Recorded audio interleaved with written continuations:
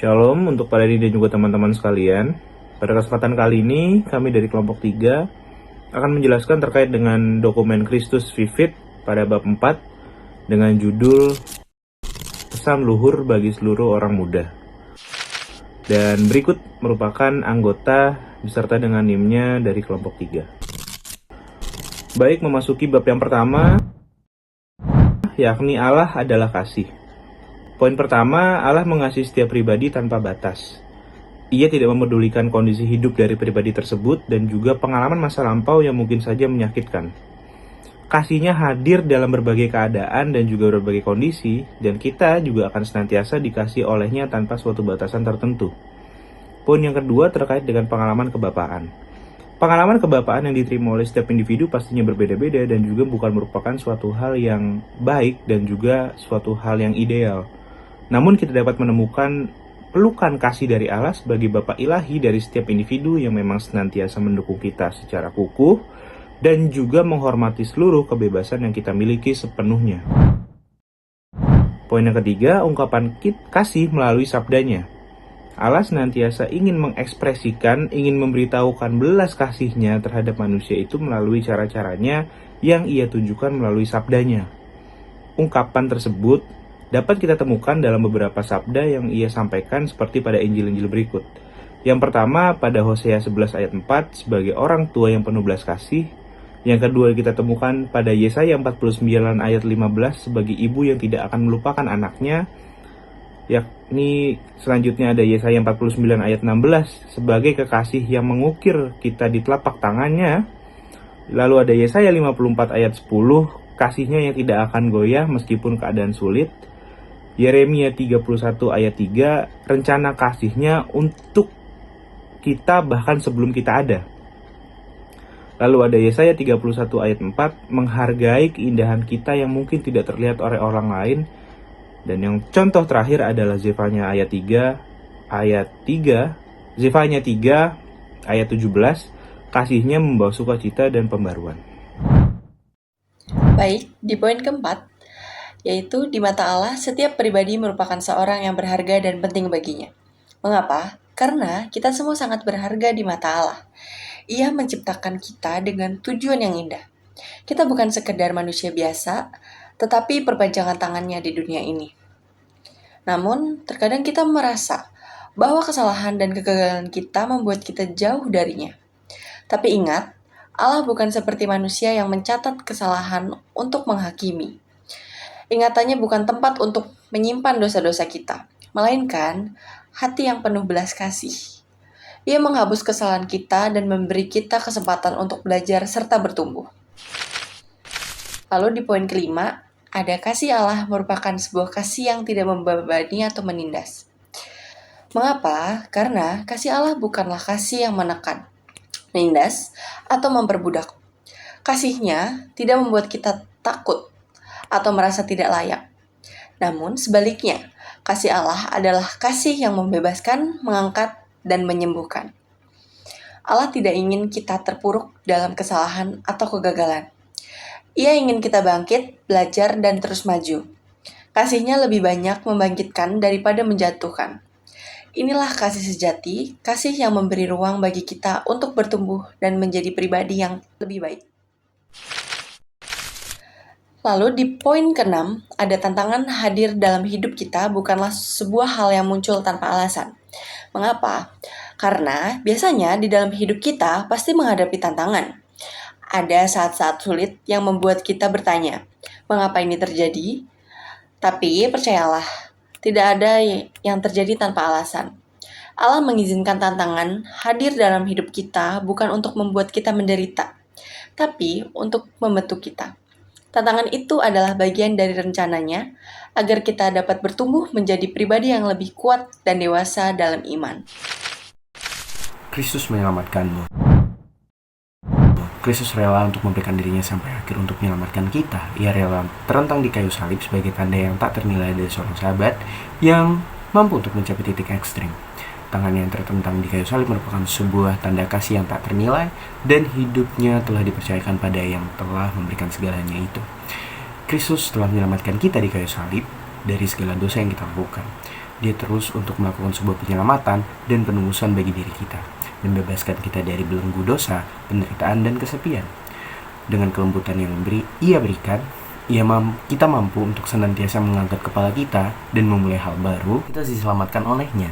Karena kasih-Nya yang tak terbatas, meskipun kita dapat melakukan berbagai hal pada dirinya, Ia tetap mengasihi dan menyelamatkan kita. Kasih yang Ia berikan melampaui segala macam masalah, kelemahan, dan kepicikan kita. Kristus senantiasa membantu diri kita untuk tetap bangun walau telah jatuh. Kita merupakan seorang yang berharga di matanya dan tak ternilai harganya. Ketika mengakui dosa-dosa, kita harus percaya bahwa belas kasih yang Ia berikan mampu untuk membebaskan diri kita dari rasa bersalah sehingga menciptakan sebuah pemurnian dan kelahiran baru bagi diri kita. Yang keempat, poin pengampunan cuma-cuma. Pengampunan dari Allah sendiri merupakan pengampunan yang gratis. Kristus merelakan dirinya di kayu salib tanpa memerlukan pembayaran dari kita, dan Dia hanya perlu disambut dengan rasa syukur. Yang kelima, nilai pada orang muda.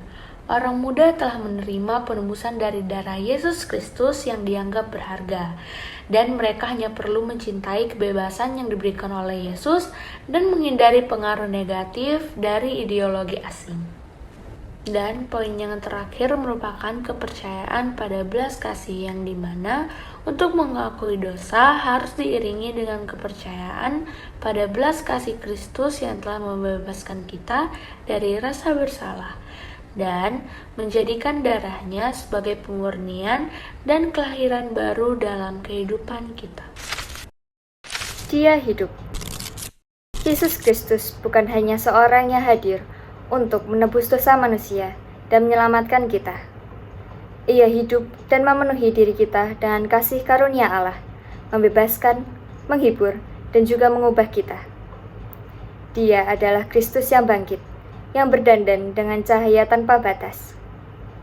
Ia hadir dalam diri kita setiap saat, mengisi diri kita dengan cahayanya. Keberadaannya yang tak terbatas selalu menyertai kita kemanapun kita pergi, membawa cakrawala baru di setiap hari. Kemenangan atas kejahatan. Yesus yang bangkit, seperti sahabat yang menang melawan kejahatan. Kejahatan akan terus-menerus dan tak akan pernah berhenti untuk menang dalam diri kita. Pada poin keempat, 5, dan keenam, berisi tentang kehidupan Tuhan memberikan jaminan bahwa kebaikan dan upaya-upaya kita akan berbuah baik. Kita harus menatap masa depan dan berhenti mengeluh karena Tuhan akan selalu bersama kita. Dalam hidup, seringkali kita menemukan solusi-solusi yang bersifat sementara dan membuat kita kembali tidak berdaya. Tetapi dengan berpegang padanya, kita akan diberi harapan dan kekuatan yang tidak akan pudar. Dengannya, kita akan melampaui segala tantangan sesulit apapun itu. Kita akan mengalami pengalaman luar biasa yang akan menopang iman kita ketika kita membuka hati kepada Tuhan, membiarkan diri kita dicintai dan diselamatkan oleh-Nya, serta menjalin persahabatan dengannya. Pengalaman ini juga memungkinkan kita untuk berbagi kasih kepada orang lain. Roh Kudus memberi hidup. Ada 3 kebenaran dalam hidup. Yang pertama, Allah mengasihi. Kedua, Kristus memberikan dirinya sampai akhir untuk menyelamatkan karena kasih. Dan yang ketiga, Dia hidup dan benar-benar hadir dalam hidup manusia. Melalui 3 kebenaran tersebut membuktikan bahwa Allah mengasihi dan Kristus adalah penyelamat. Dia yang akan menyiapkan dan membuka hati untuk menerima pesan, menjaga keselamatan tetap hidup, dan membantu bertumbuh dalam sukacita. Roh Kudus akan memenuhi hati Kristus yang bangkit dan mencurahkan ke dalam hidup. Sehingga ketika kita sambut, maka Roh Kudus akan membawa kita untuk masuk ke dalam hati Kristus dan kita akan selalu penuh dengan kasih-Nya, terang-Nya, dan kekuatan-Nya. Mohon Roh Kudus setiap hari agar terus memperbaharui pengalaman akan pesan agung dalam diri. Dengan demikian kita tidak akan kehilangan apapun dari Dia. Dan Dia dapat mengubah hidup dengan menyinari dan memberikan jalan yang lebih baik. Roh Kudus akan membantu menemukan dengan cara yang terbaik. Janganlah mencari kasih dalam tindakan brutal atau mendominasi, tetapi carilah dengan membawa kebahagiaan, serta janganlah mencari kepuasan jiwa dengan mengejar dunia seperti menghabiskan uang, membeli barang-barang dan sebagainya, tetapi biarlah Roh Kudus yang membimbing kita. Dan selanjutnya adalah cinta akan Allah. Di saat kita mengalami sesuatu yang namanya jatuh cinta, tentu saja hati dan juga diri kita akan tergerak untuk melakukan apapun yang terbaik untuk sesuatu yang kita cintai. Begitu juga ketika kita juga mencintai Allah. Di saat kita dengan setulus hati mencintai Allah, cinta itu akan menggerakkan hidup kita, yang membuat kita bersemangat setiap hari, yang memberikan kebahagiaan serta rasa syukur atas berkat yang telah kita rasakan. Seperti halnya yang dikatakan oleh Roma bab 5 ayat 5. Kasih Allah telah dicurahkan ke dalam hati kita melalui Roh Kudus yang telah diberikan kepada kita. Melalui Roh Kudus, kita bisa menikmati kasih Allah, dan lewat perantaraan Roh Kudus pula, kita bisa selalu merasakan arti hidup. Selanjutnya adalah sumber kekuatan. Tuhan merupakan sumber kekuatan dan pembaruan, seperti yang dikatakan oleh Yeremia bab 7 ayat 8. Ia akan seperti pohon yang ditanam di tepi air, yang merambatkan akar-akarnya ke tepi batang air, dan yang tidak mengalami datangnya panas, terik, yang daunnya tetap hijau. Barang siapa yang menaruh kepercayaan kepada Allah akan mendapatkan kekuatan dan semangat baru untuk menghadapi rintangan dalam hidupnya. Yesaya bab 40 ayat 31 mengatakan, "Tetapi orang-orang yang menanti-nantikan Tuhan mendapatkan kekuatan baru. Mereka seumpama raja wali yang naik terbang dengan kekuatan sayapnya. Mereka berlari dan tidak menjadi lesu. Mereka berjalan dan tidak menjadi lelah." Barang siapa percaya kepada Tuhan, ia akan mendapatkan kekuatan baru.